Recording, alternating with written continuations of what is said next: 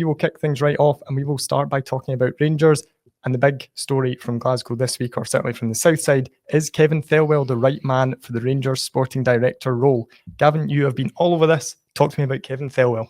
Well, I think, first of all, Rangers and Rangers fans have to be realistic about who they can attract. That goes for every position right now. But what they definitely do need are people in these key leadership roles who basically know what they're doing, Fraser, or can do that job, can do the job, are qualified to do the job. And I think on paper, Kevin Thelwell, his Premier League experience, Wolves, Everton, and even his stint in America, I think he probably, looking at his CV, looks to be as good as they could probably have got at this stage. But I mean, there's always excitement around, these appointments and CVs. I know I'm saying on paper, the same was said of Ross Wilson when Rangers got him. He was regarded as a bit of a coup, having worked down at Southampton. And by the end, they're holding up banners, chasing the guy out of the place. So the proof will be in the pudding, but I certainly think it looks to be as good as it could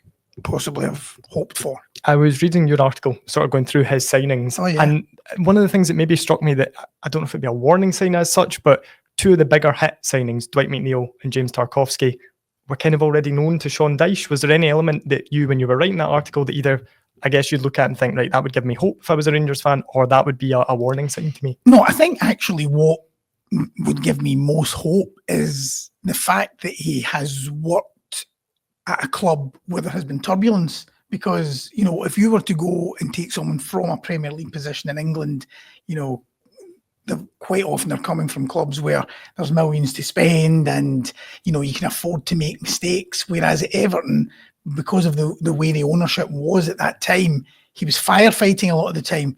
And, I think that experience will stand him in really good stead for the Rangers job, because as we know, the way Rangers have been in recent years, although we're hoping that will change under the new ownership, but there's been turmoil.